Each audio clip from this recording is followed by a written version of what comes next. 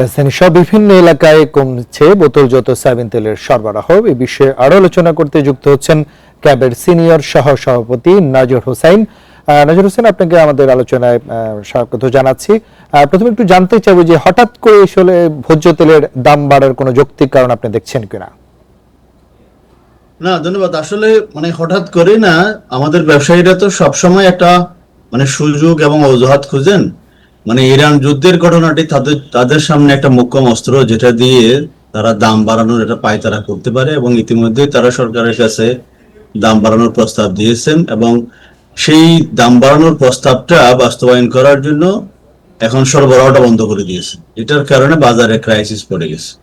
আমরা প্রতিবারই দেখি এই আমাদের এই ব্যবসায়ীগুলো পুরানো অস্ত্র, এগুলা যখনই দাম বাড়ানোর চিন্তা করে বা দাম বাড়ানোর প্রস্তাব দেয়, তখনই সাপ্লাই বন্ধ করে দেয়।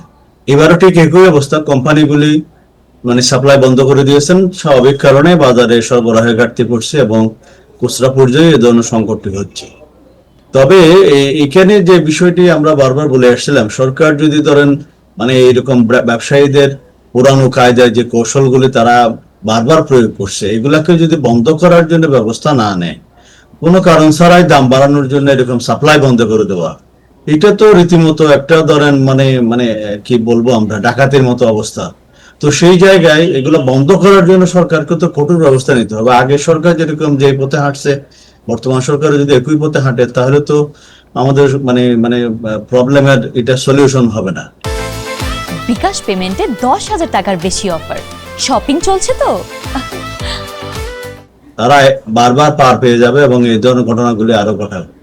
তো এখন এখানে জাস্ট শুধুমাত্র ইরান যুদ্ধটাকে সামনে নিয়ে, ইরান যুদ্ধের কিছু নেতিবাচক প্রভাব আছে, কিন্তু এটা হঠাৎ করে এই সময়টাতে পড়ার কথা, এটা সময় আরো পরে পড়ার কথা। ধরেন কয়েকদিন আগে জ্বালানি তেলের তীব্র সংকট দেখা দিয়েছিল বা তীব্র সংকট করে ফেলা হয়েছিল। সরকার সেটাকে ম্যানেজ করে কন্ট্রোল করে নিয়ে আসছেন এবং এটা স্বাভাবিক পর্যায়ে নিয়ে আসার চেষ্টা করছে। কিন্তু আমাদের ব্যবসায়ীরা এই জ্বালানি তেলের সংকটটাকেও কিন্তু ইস্যু করার চেষ্টা করছিল, তারা এটা পারে নাই। তো এখন সাপ্লাইটা বন্ধ করে দিয়ে দেখা যাবে যে এটা সংকট তৈরি করবে। সামনে কয়েকদিন পরে ঈদের সময় কিন্তু আসলে সয়াবিন তেলের ডিমান্ডটা একটু বাড়ে, এই সুযোগটা নেওয়ার জন্য তারা এগুলো করতেছে। তো আমাদের যে বক্তব্য এই জায়গাতে, সেটা হলো সরকারকে এখানে নীরব ভূমিকা থাকলে দেশের 18 কোটি ভোক্তা তারা ক্ষতিগ্রস্ত হবে। আমাদের বিশ্বাস নতুন সরকার 18 কোটি ভোক্তার স্বার্থটাই দেখবে, এখানে তারা নীরব থাকবে। নাজর হোসেন, এই যে বড় যে শিল্প গ্রুপগুলো রয়েছেন, যারা বাজারে সবচেয়ে বড় সাপ্লাই গুলো মেনটেন করেন, তারা বরাবরই আসলে সরকারকে এই ধরনের বিভিন্ন চাপে ফেলে দাম বাড়িয়ে নেন।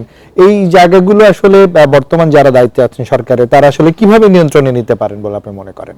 না, এটা আসলে আমরা ক্যাবের পক্ষ থেকে বারবার যেটা বলছিলাম যে গুটি কয়েক ব্যবসায়ী এই ধরেন বাজারে নিয়ন্ত্রণ করছে, তারা এগুলো করতেছে, কিন্তু সরকারের সদিচ্ছা আছে কিনা, সরকার এটাকে নিয়ন্ত্রণ করতে চায় কিনা, বা এটাকে একটা রেগুলেশনের মধ্যে আনতে চায় কিনা।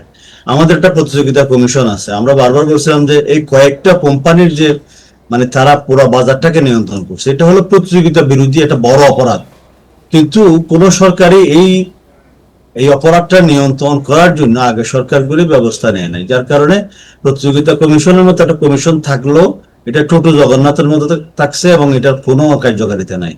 তো এখন আমরা আশা করবো যে নতুন সরকার প্রতিযোগিতা কমিশন বা সরকারের যে সমস্ত অর্নামেন্ট গুলি আছে, যারা আসলে বাজারকে রেগুলেট করার জন্য, ফাংশন করার জন্য, ভোক্তা বান্ধব করার জন্য অথবা ফেয়ার ট্রেডটা ইনশিওর করার জন্য কাজ করবে, এই প্রতিষ্ঠানগুলিকে তারা যেন ইন্ডিপেন্ডেন্টলি কাজ করতে পারে, সেই সুযোগগুলো করে দিবে। ব্যবসায়ীরা ব্যবসা করবে, আমরা ব্যবসায়ীদের ব্যবসার ক্ষেত্রে প্রতিবন্ধকতা চাই।